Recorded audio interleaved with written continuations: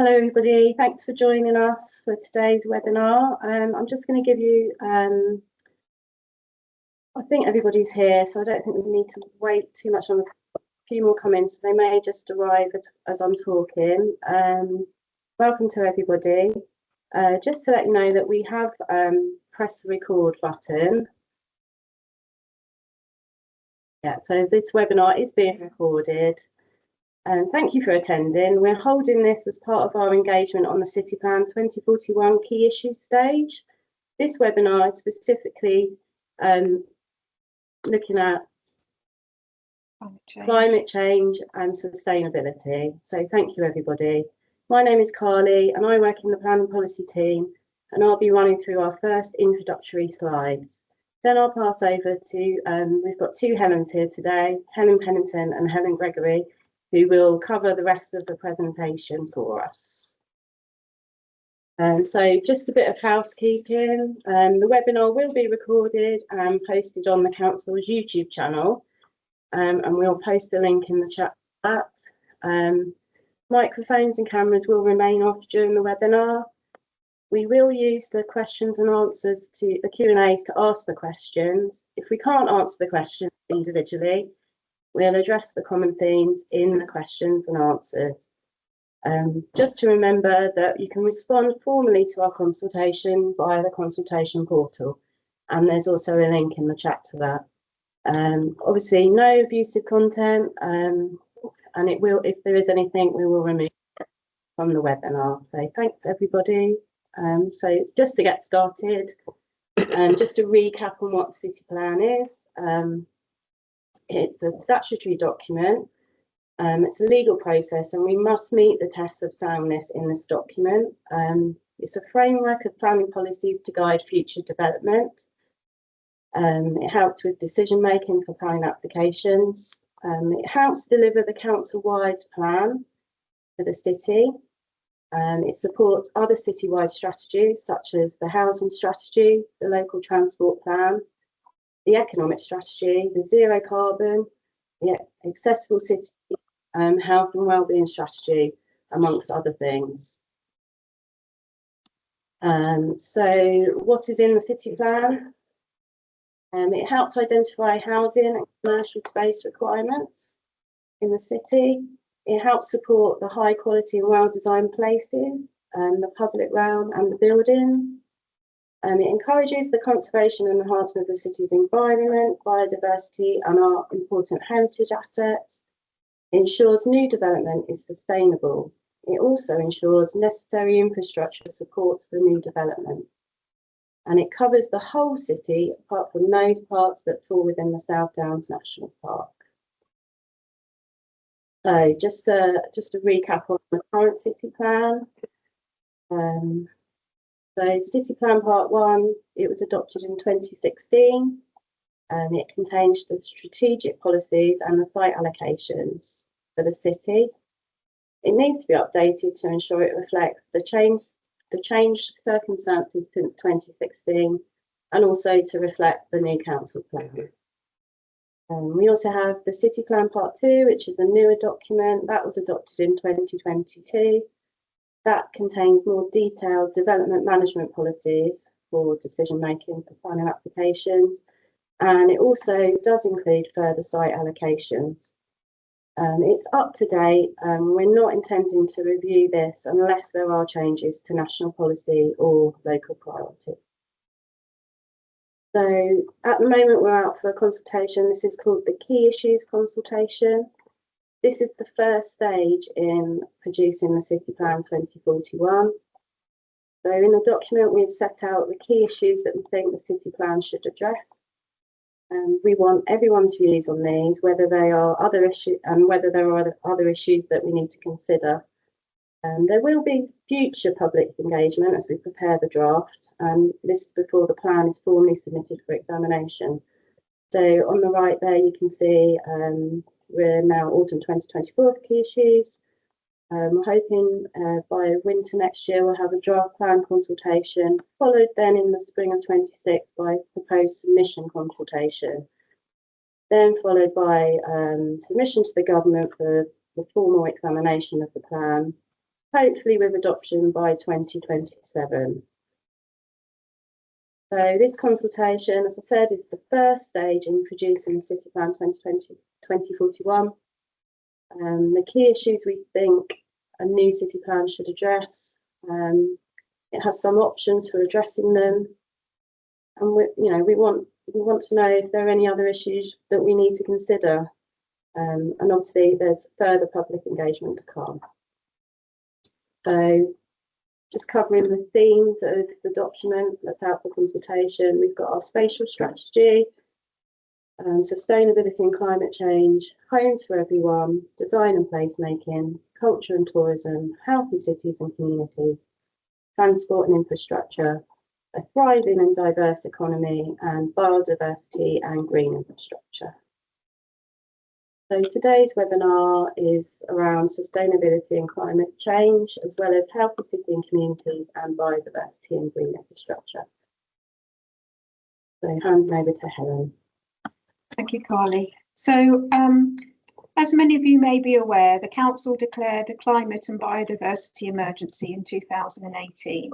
And through the work of the Carbon Neutral Programme and the Council Plan, the Council is working hard to reduce carbon emissions across the city as far as possible by 2030. The Brighton and Hove Climate Risk Vulnerability Adaptation Plan and the more recent decarbonisation pathway studies all provide valuable information on how the changing climate will impact the city and the steps the city will need to make to reduce carbon emissions. There is clear evidence that climate change is happening and having impacts on the city, such as heat waves. So we need to ensure that the city's infrastructure, the natural and built environment, and our communities are better able to cope, recover, or adapt from the effects of climate change. So climate change will need to be considered throughout this plan. And we can do this by making sure that new development built to 2041 is focused in areas that are accessible and well served by public transport, by making use of brownfield sites, supporting renewable and low carbon energy, and by making sure new development is designed to adapt to our changing climate and reduce energy use and carbon emissions, as well as restoring and improving the city's biodiversity. So we know that in Brighton and Hove, the city centre experiences high summer temperatures, more so than in the surrounding suburbs or the seafront. This is the heat island effect. We can reduce the risk of new buildings and public spaces overheating by encouraging developers to think about designing new development to reduce overheating. Of course, some of this is covered by building regulations, but we think further policy or guidance might be helpful to encourage passive design measures, such as the building shape and how it is orientated on the development site. The arrangement of windows, the use of overhangs and shading measures can all reduce the risk of overheating without relying on mechanical air conditioning. Our city has 14 kilometres of coastline protected by the shingle beach and flood defences. Portslade, including Shore and Port, and Brighton Marina are the two main areas at risk from tidal flooding in the city. Other areas of the city are vulnerable to groundwater flooding. However, surface water flooding from heavy rainfall is our biggest problem. Informed by a strategic flood risk assessment, we will continue to ensure that new site allocations and development is directed to areas of the city with the lowest risk of flooding and ensure flood risk mitigation measures are included where necessary. We will also continue to require the provisions of sustainable drainage systems or SUDs with new development, and these can range from permeable pavings, green roofs to rain gardens and swells, and they often provide additional benefits in terms of biodiversity and public realm improvements.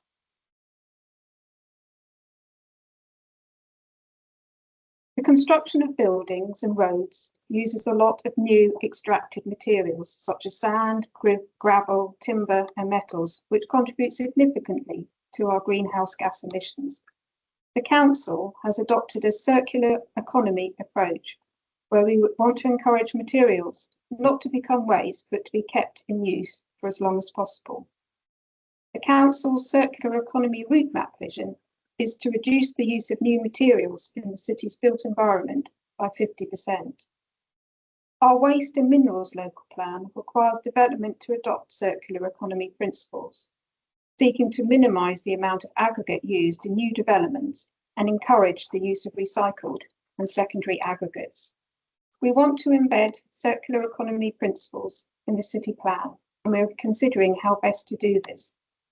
Some adopted local plans elsewhere ask for a circular economy statement to be submitted with planning applications, and their policy set limits for new or extracted materials or targets for recycled materials.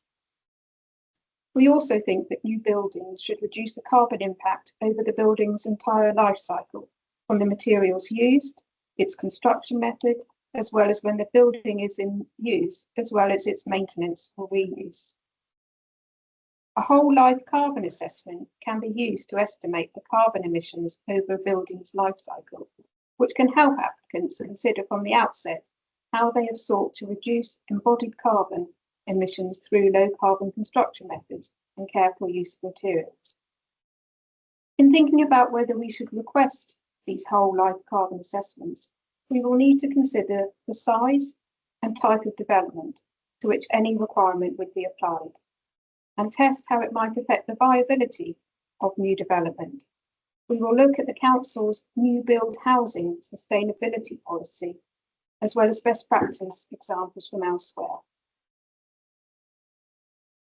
The city needs a more resilient range of low and zero carbon sources, including renewable energy, and these can be generated on a large scale, such as the Rampion wind farm, or district heating, as well as through small-scale schemes, such as domestic solar panels.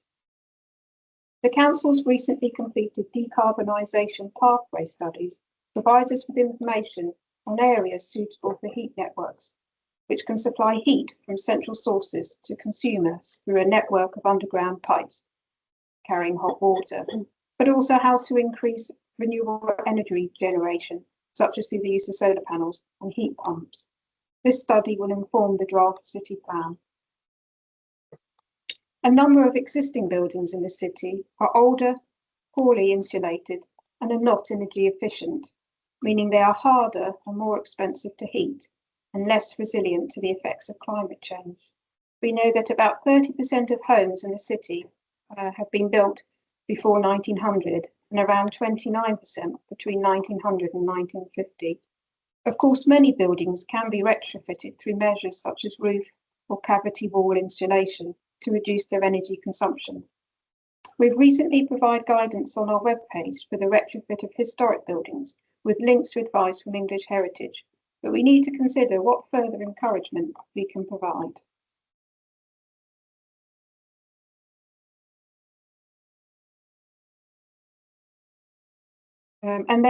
Finally, our homes and workplaces are responsible for approximately 70% of the city's carbon emissions.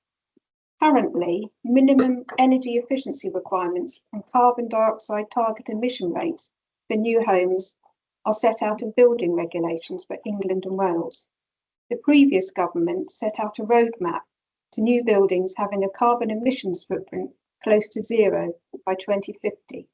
This future home standard was due to be fully implemented into building regulations by 2025, and we're waiting to hear from the new government how this will be taken forward.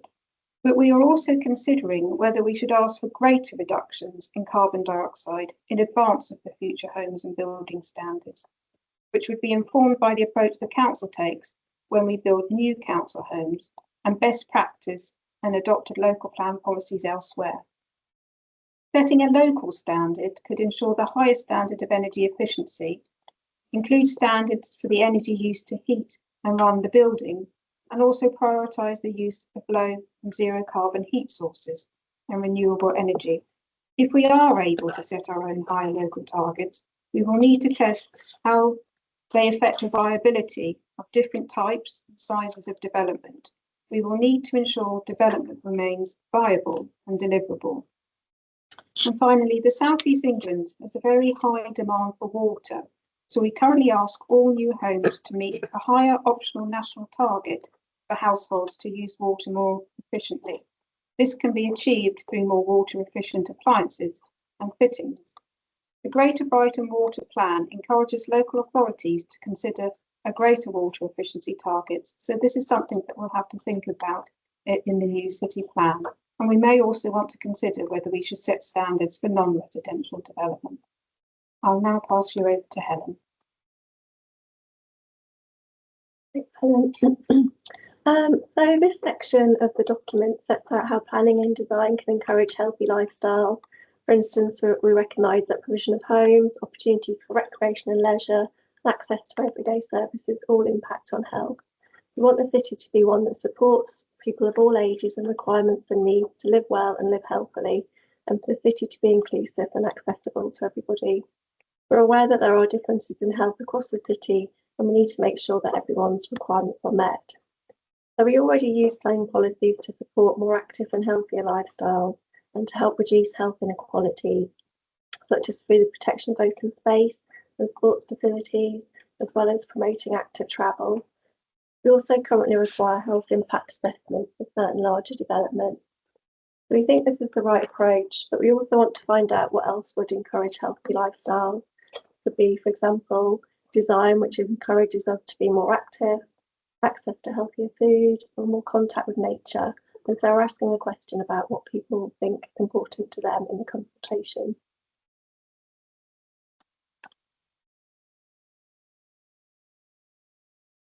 So we have a section on open space in the document. Our open spaces and sports are really important to health and well-being, as well as providing a range of environmental benefits from our open spaces.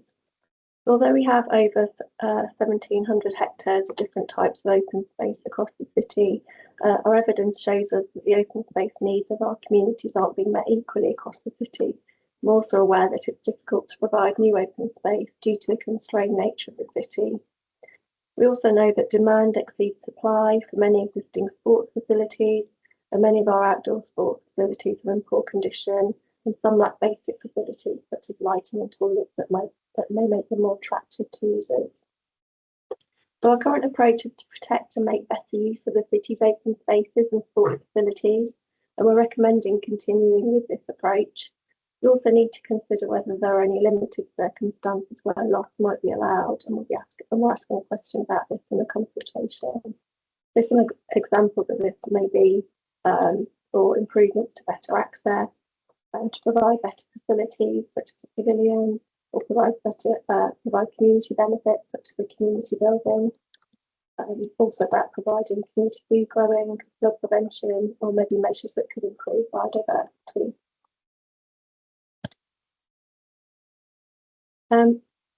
We also have a section on open space and sports quantity standards. So we currently have quantity standards that require a specified amount of different types of open space or outdoor sports provision related to the size of the development to be provided.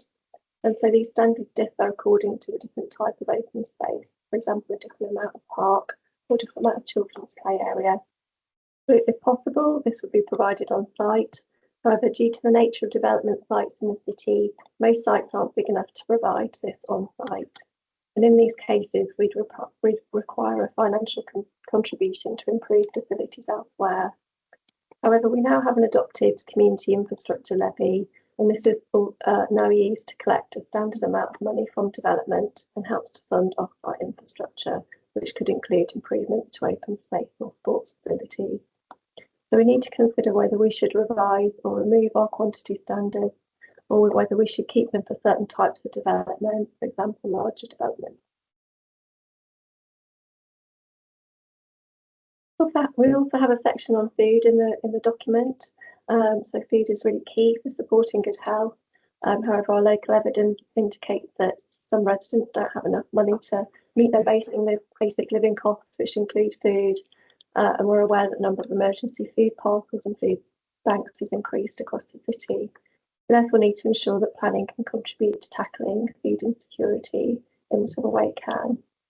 We also know that many people across the city like to grow their own food through the amount of people on the waiting list for the allotments. We already have strong protection of allotments through our open space policy, and currently space for food growing is encouraged from new development where possible. However, this isn't a mandatory requirement, and we're interested to know whether there'd be support to make this a more formal requirement for some developments, such as large developments. Also interested to learn more about the types of food growing opportunity people would use if they were available. Other policies in the plan currently support other aspects of the food system. So, for example, protecting industrial estates that might be used for food-related businesses. I'm also considering whether there are other ways we can support other aspects of the food system, such as processing and distribution, for example, through general support for food-related infrastructure.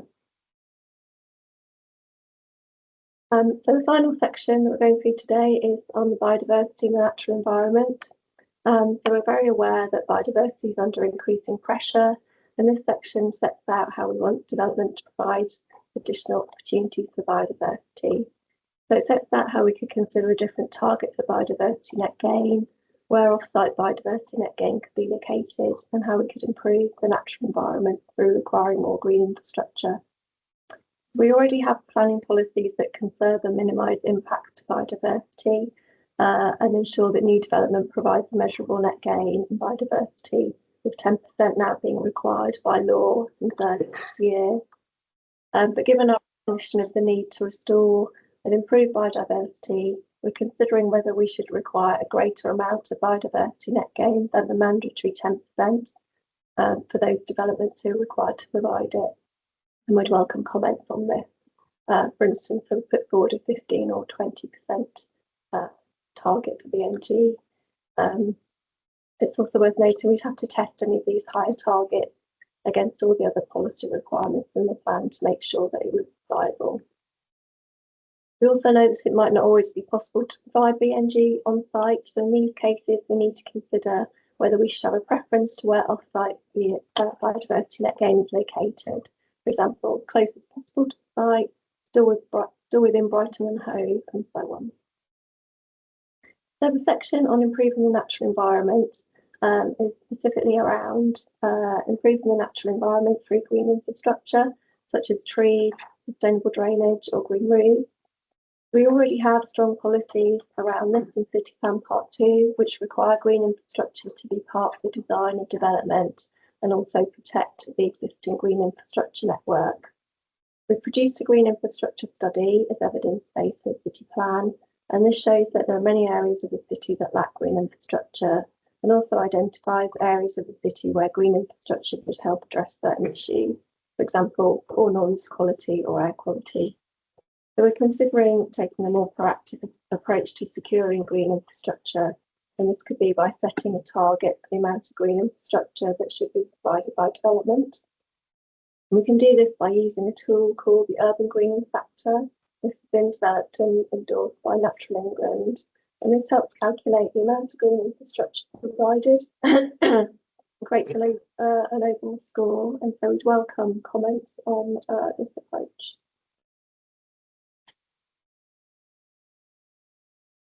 That's the end of the main presentation. So the slide here just shows how to comment. So the survey on Your Voice with the URL there, it sets out questions throughout the document. And we're really interested to hear your views on issues that interest you the most. The consultation runs up until the 20th of January, and we are encouraging people to use the online portal where possible. There's a QR code there as well that will take you straight to the consultation portal.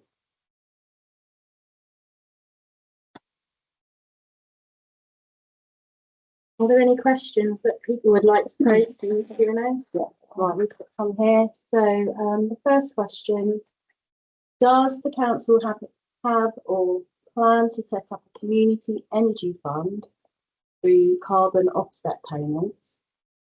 This money is paid by developers to councils if they fail to meet the required carbon standard of new developments, or do they have to meet the standards to build? In London, this has raised millions to help community energy businesses build more renewable energy projects. Thank you for your question. That's very helpful. Yes, we are aware of carbon offset funds, but currently we don't have a policy framework to require that. And that will be something that we will look at and look at those authorities, including in London, where they have such an offset fund. I think the starting position would obviously always be that we want to make sure that new developments deal with the requirements on site. But of course, if there is issues where it cannot be all met on site, then a carbon offset fund could be something that we look to establish. And as you say, one of the sort of sources of where that money could be directed could be community energy funds or to retrofit projects that the council might identify through the decarbonisation pathways plan. So yes, certainly something on our radar and something that we will look more into, but no, we don't have it at the moment. This is a question for Helen Pennington. Does the council have a policy on biodiversity net gain? It can be set higher than 10% net gain, and I believe some councils have already set at much higher levels. Yeah, thanks for the question. Yeah, we've been this plan part 1 and part 2. We do already ask for an additional measurable net gain, so that's our current position at the moment. And part of this consultation, we are asking people whether they would support a higher target. So in our consultation, we have put 3 options of the 10%, which is the mandatory. We've also put targets of 15 and 20% as well. And yeah, we're looking very closely at other local planning authorities that have set those high targets, including looking at their evidence-based to support those targets, and also how those are viability tested. So yeah, I think I said in the presentation, we do need to test any policy requirements like that against the other policies in the plan to make sure it will be viable. Okay. And the question here, how much of our land is accessible for walkers? Is there room to improve this percentage so that more people can access land owned by the council around the city? If you can easily connect with the land from where you live, such as chalk grasslands, you're more likely to want to protect it. Yeah, that's a great question. I think a lot of the land around the city is open access land, particularly around the Southland National Park, and we'll certainly be looking at access to natural green space. That's one of the things that our green infrastructure study looked at, to highlight areas which didn't have as good access to open space. Great, thanks, Helen. Does the council have or plan to set up a community energy fund through the carbon offset payments? This money is paid by developers to council. We've had that one. Okay.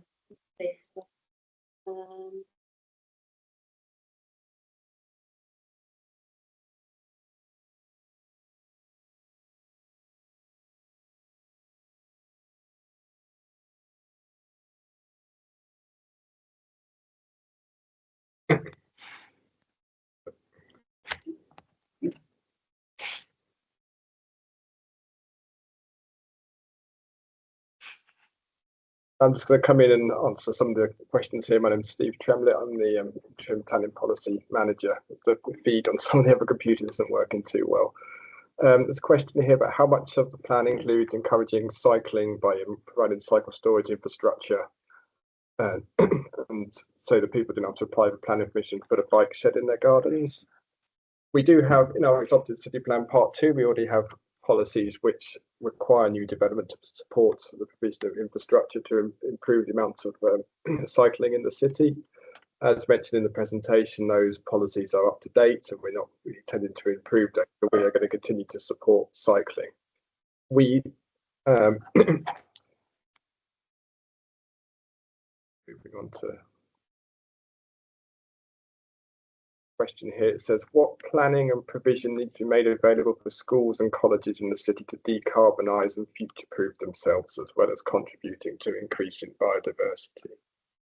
All right, I'm sorry, can you just say that again? Yep. What planning and provision needs to be made available for schools and colleges in the city to decarbonise and future-proof themselves, as well as contributing to increasing biodiversity?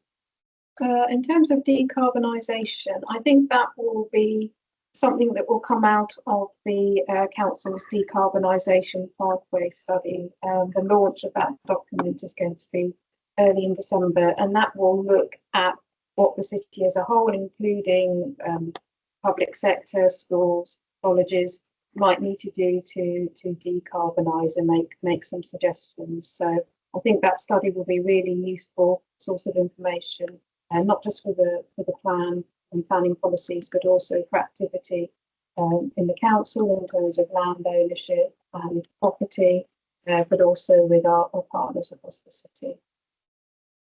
I think in terms of contributing to biodiversity, I know some of our schools have been really keen and quite active and have invertebrate banks in the school grounds, and that's something that we'd support. I know some of our schools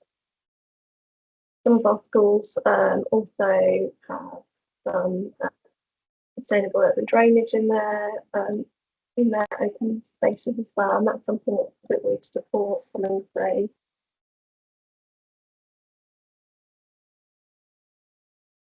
There's a question about does the council map issues such as flood risk assessment and availability of infrastructure resources? Yes, we do. We do have flood risk assessment maps.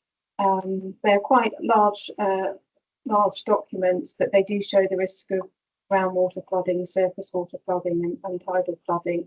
And our sustainable drainage team do hold those maps. So that I know on the council's website, if you do a search for that, it'll come up with their email address, and you can ask them if you want to look at them. And there was earlier this year a climate risk and vulnerability study mentioned in the presentation that went to council in February, and that has lots of useful information about the risk of climate change to the city now, medium term, and in the future. So that's another important evidence that we have on. Let's see, we've got some questions in there talking about housing numbers and densification. That's something which was covered in the previous webinar about housing, so we're not covering that today, but that webinar will be made available to view on the council's YouTube channel. I think there's a question here about can we say something about the level of densification? Yeah, so again, that was covered under the housing one. Is there a plan to incentivise businesses to either work with Brighton Energy Co-op or Besto to scale up the rooftop solar on all of our large routes quickly? That's a very interesting question, and again, I think it's more for how the council takes forward the decarbonisation pathway study, which will be launched in early December. So I don't want to sort of steal thunder about that study and that launch, but it's got a lot of useful information around how the city can harness the potential for photovoltaics, and of course that would include rooftop ones, not just on residential property, but businesses and car parks across the city. Another question, is the council considering removing the need for planning permission for external wall insulation, including areas that intrude into the public highway, by setting an agreed default approval standard? Well, that's a very, very technical question, which I'm not able to give an answer to, but certainly something that we can take away and consider with colleagues in our heritage team and development management. And please do put that in your response as well. Question again, our review of the adaptation strategy expressed worries about development near the marina and inshore because of sea level rises and extreme weather events. Have you taken these risks into account? So I mentioned that the council has a strategic flood risk assessment. So that looks at the risk of flooding from all sources, and also looks at current defences. And that was undertaken to inform site allocations in the City Plan Part 2, and looked at sort of climate change allowances. So if we go forward with new or bring sort of roll over unimplemented site allocations from the City Plan, one, then we will obviously look at the latest information about flood risk and make that assessment about its mitigation. Thanks, Helen. Another question, will we be working with the other local authorities across Sussex and the South East to compare approaches to requesting enhanced BNG to support the viability of delivery? Yeah, definitely. We'll work across Sussex, and you know, I'm aware that Kent have some really good. They've been bringing forward a higher target for BNG ahead of others. So we'll certainly look to what other our neighbouring authorities and wider as well in terms of the evidence that they've had to support viability. Thanks, Helen. Just a general comment, I think the consultation does take a very long time to go through. Is there any way of shortening it? I think really it's about focusing in on the areas that you're particularly interested in. You don't have to answer every question, and it is about going to those particular topic areas you're interested in. If you need any assistance, do let us know. You can drop us an email at our planning policy email address. We'll pop it in the chat. We can give you some assistance. One question here. Current research has shown that in order for the urban cooling effect to be felt, the green space shape and sizes of influence and green infrastructure have to be joined up to form areas of 16 to 20 hectares to have effect. In addition, the potential cooling effect of SUDs can contribute to this. Is there any opportunity for the city plan to designate areas based on the urban heat and GI need studies that are of a large enough size to have an effect? So that's useful information and an interesting suggestion for us to take away and consider. Thank you. And do put that in your formal response. Someone saying that they're interested in the process of how the survey and consultation and how the results will be used. As your presentation suggests, the different areas are highly connected, so it's difficult to consider the different measures in isolation, including trade-offs between them. It feels like a more holistic response is required to some of the challenges raised. How will you use the quantitative responses about the level of support for particular measures, often shortening regulation? I'm concerned about the risk that they are captured by groups that do not want to have strengthened regulation. Okay, well, I suppose, first of all, we've divided up the webinars into a number of themes just to help if people have different interests, they don't have to sit through one whole presentation. We obviously, the consultation document is also arranged in themes so that, as Kai was saying, you know, if there's one part that you're more interested in, then you can spend time looking at that and answering questions to that. But yes, of course, we recognise the interrelated nature of a lot of the topics. So I gave the example of the possible benefits of sustainable urban drainage provides in terms of improved public realm, helping with biodiversity as well as dealing with SUDs and surface water flooding, and as been mentioned by somebody here, also cooling. And climate change, obviously an issue that needs to be woven throughout the plan. So yes, definitely we recognise there is that interconnectedness, and I think what we tend to do in the past is make sure when we're doing sort of development areas or spatial strategies, the issues of sustainability, transport, housing density, public realm are addressed as, within those areas. So you get that sort of joined up policy approach. Similar taken to special areas like the seafront or South Downs. In terms of how we deal with the representations and responses that we receive through this consultation, well, they will all be analysed and brought together. So we'll look at the range of comments, and yes, obviously with some things we may get a different response from some type of stakeholder compared to others, but I think we will look at them all in the round. I don't think necessarily we will weight one against the other. We will just look at them as as comments that are being made, and grateful for everybody's time to respond to the consultation. Thanks, Helen.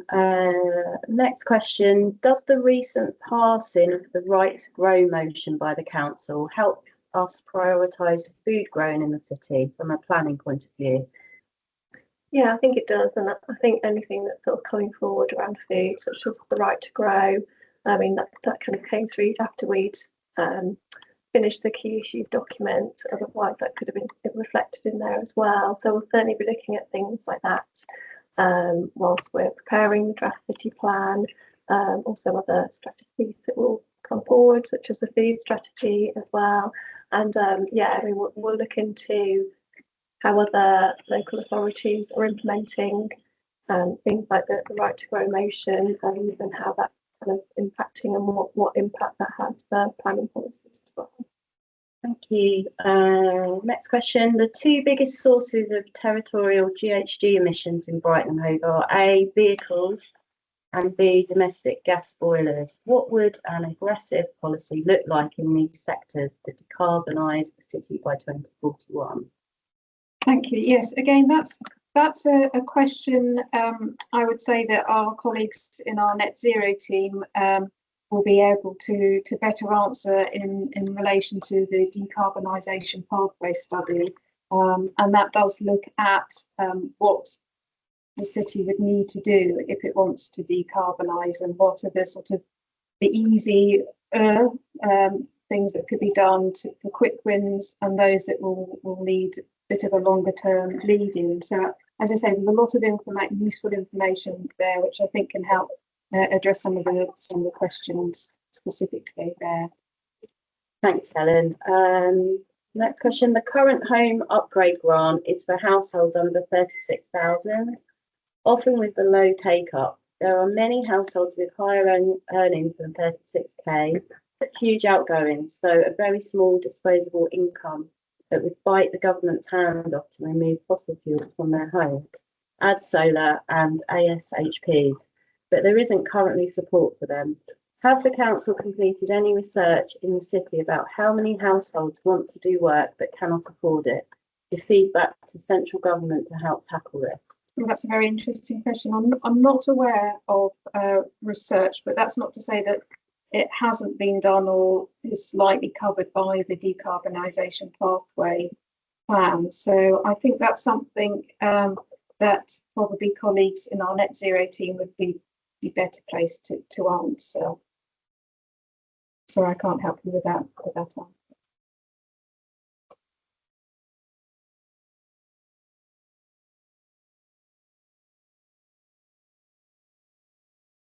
I think that probably is all from the questions. I'll just give a few more minutes to see if there's any more coming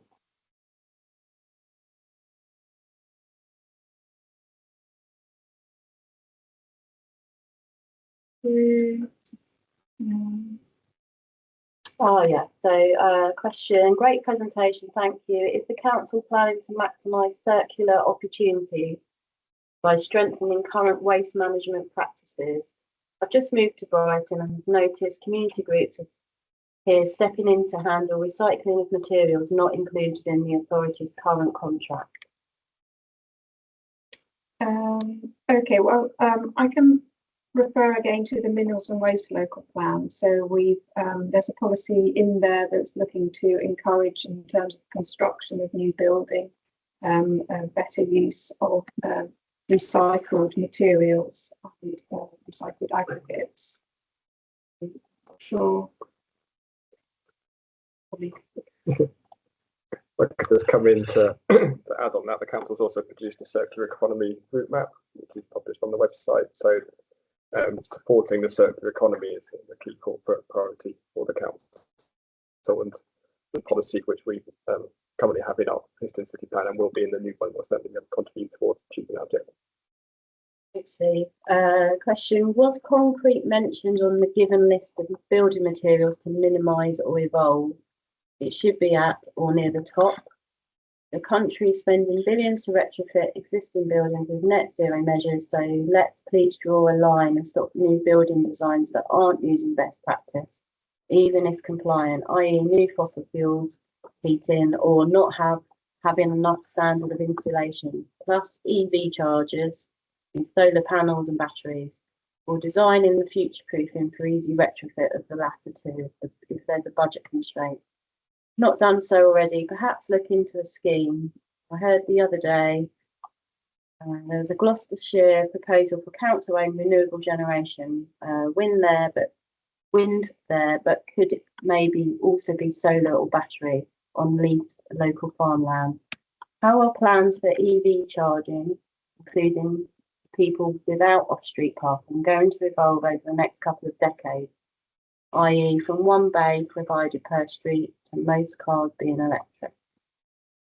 Thank you.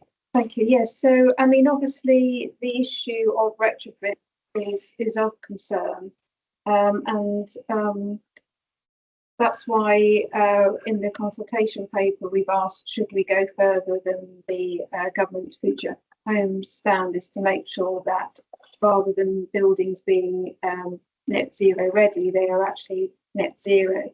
And so that will look at things like insulation and having on-site solar PVs. But yes, obviously issues such as that will need to be looked at in terms of what the new government is going to bring forward in terms of the future home standards. But we will certainly look at best practice on some of those matters. So thank you for the example in terms of Gloucestershire. We'll have a look at that. And as I say, the decarbonisation pathway study will give a lot of useful information and some recommendations for the council to think about in terms of low zero, low carbon and renewable energy sources and the potential that the city has. Yes, there are EV charging projects going forward, and I think they will be looking at the sort of the standard provided. Not a question, but with regards to fuel poverty, there was a report that went to the Health and Wellbeing Board last week, and there's a link there for us to have a look at the Brighton Hove fuel poverty and affordable warmth plan 2024. Another question about, can we request better provision of public toilets and seating for older people? Maybe best suited to different topics. But yes, it's certainly, if that's an issue which is important, and certainly put it into a consultation response. The design of the public realm and public spaces is something we cover in the document, and seating and public toilets is something that would certainly be of relevance to that.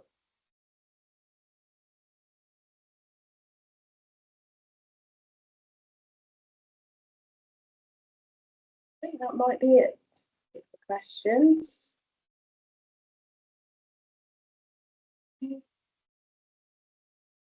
Thank you, everybody.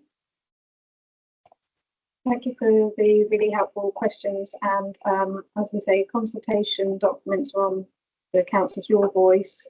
Consultation runs to the 20th of January, and we will be uploading the webinars as they have happened so that people can watch again. So thank you very much.